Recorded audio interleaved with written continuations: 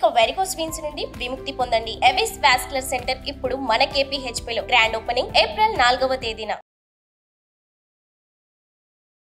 నమస్తే, welcome to Suman TV. నేను విష్ణు. ప్రస్తుతంతో పాటు మార్కెట్ అనలిస్ట్ రేవంత్ చలమల ఉన్నారు. వారితో మాట్లాడదాం. నమస్తే రేవంత్. నమస్తే అండి. రేవంత్, దీనికి ముందు సెషన్లో మనం రీట్స్ అనే ఒక వీడియో చేసాం, గుర్తుందా? అవునండి. రియల్ ఎస్టేట్ ఇన్వెస్ట్మెంట్ ట్రస్ట్ అని ఒక వీడియో చేసాం. సో ఈ రీట్స్లో ఇన్వెస్ట్మెంట్స్ ఏ విధంగా చేయాలి, సెబీ వైపు నుంచి ఎటువంటి మార్గదర్శకాలు ఉన్నాయి, అండ్ దీంట్లో ఇన్వెస్ట్ చేయడం వల్ల రిటర్న్స్ అనేవి ఏ విధంగా వస్తాయంటూ డీటెయిల్డ్గా ఒక వీడియో చేసాం. అయితే ఆ వీడియో చూసిన వాళ్ళు చాలామంది ఆ వీడియో కింద కామెంట్స్ ఏమని పెట్టారంటే, ఏదైతే రీట్స్ ద్వారా వచ్చే రిటర్న్స్ లేదంటే డివిడెండ్స్ వీటి మీద అసలు ట్యాక్సేషన్ ఎలా ఉంటుంది అంటూ కూడా చాలామంది అడిగారు. మరి రీట్స్ ద్వారా వచ్చే రిటర్న్స్ పైన ట్యాక్సేషన్ని ఎలా కట్టాలంటారు? ఫస్ట్ మనం అసలు ట్యాక్సేషన్ని అర్థం చేసుకోవాలి అని అంటే, ట్యాక్స్ కడుతున్నాం అని అంటే ఏదో డబ్బులు వచ్చాయని. అసలు ఫస్ట్ ఎన్ని రకాలుగా డబ్బులు వస్తాయి, సో ఎన్ని రకాలుగా డబ్బులు వస్తాయి అన్న దానికంటే ముందు నెక్స్ట్ మనం ముందరికి వెళ్ళాల్సింది అసలు ఎన్ని రకాల పెట్టుబడులు మనకు రీట్స్లో అవకాశాలు ఉన్నాయి. అసలు రీట్స్ అన్న దాని గురించి ఒక బేసిక్స్ దాంతో అంటే ఫస్ట్ అసలు రీట్స్ ఏంటి, ఎన్ని రకాల పెట్టుబడులు అందులో ఉంటాయి, ఎన్ని రకాల ఇన్కమ్స్ ఉంటాయి, ఎన్ని రకాల ట్యాక్సెస్ ఉంటాయి, అడ్వాంటేజెస్ డిసడ్వాంటేజెస్ ఇవన్నీ మాట్లాడతా సింపుల్గా ఒక 5-10 minutesలో. సో ఫస్ట్ రీట్స్ అని అనగానే అందరికీ తెలిసింది real estate investment trust. So బేసిక్గా ఏవైతే కంపెనీలకి ఒక పెద్ద కన్స్ట్రక్షన్ కంపెనీ ఉందనుకోండి, ఎవరికైతే రెంటల్ బేస్డ్ ప్రాపర్టీస్ అంటే ఒక రెసిడెన్షియల్ కాంప్లెక్స్ అయి ఉండొచ్చు, లేదా ఒక షాపింగ్ మాల్ అయి ఉండొచ్చు, లేదా హాస్పిటల్ అయి ఉండొచ్చు, లేదా ఒక హోటల్ అయి ఉండొచ్చు, ఆఫీస్ అయి ఉండొచ్చు, ఇండస్ట్రియల్ ఎస్టేట్స్ అయి ఉండొచ్చు, ఒక రెంటల్ ఇన్కమ్ జనరేట్ చేయగలిగేటువంటి ప్రాపర్టీస్ ఏవైతే ఉంటాయో వాటిని రీట్స్ కింద మనకి మార్కెట్లో లిస్ట్ చేస్తూ ఉంటారు. సో మీరు ఆ మార్కెట్లోకి లిస్ట్ అయిన తర్వాత మీకు అందులో 3 రకాల ఇన్వెస్ట్మెంట్ ఆపర్చునిటీస్ ప్రొవైడ్ అవుతూ ఉంటాయి.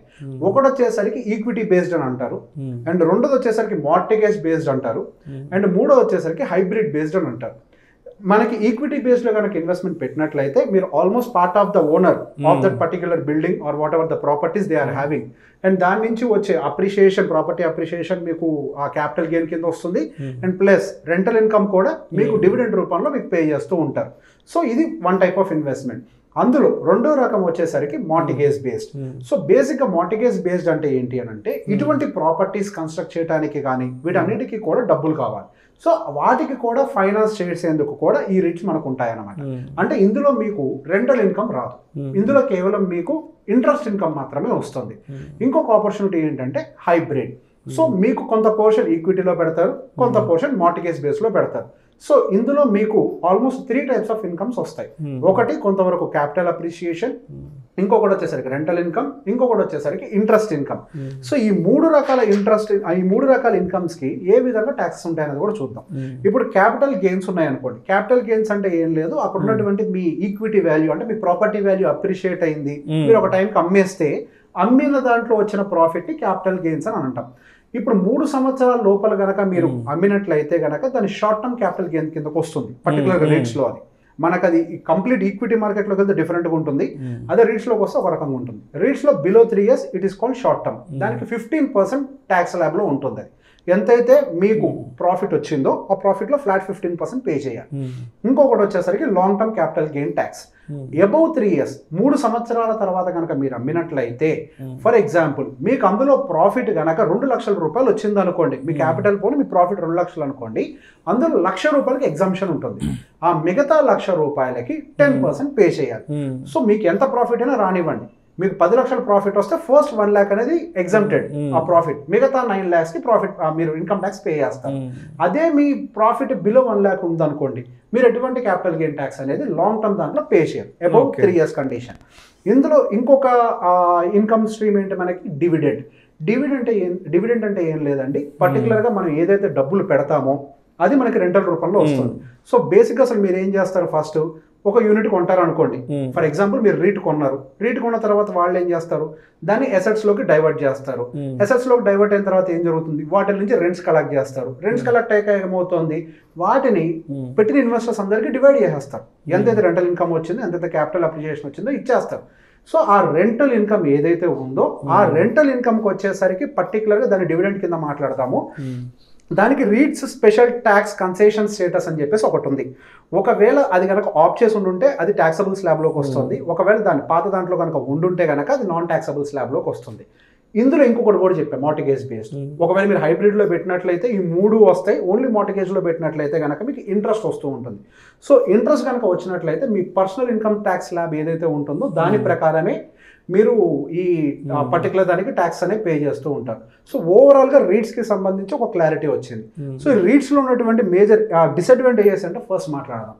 సో ఇది ఓన్లీ ఒక సెక్టార్కి సంబంధించింది, అంటే ఓన్లీ రియల్ ఎస్టేట్లోనే పెట్టుబడి, ఒక రియల్ ఎస్టేట్ సెగ్మెంట్కి సంబంధించింది.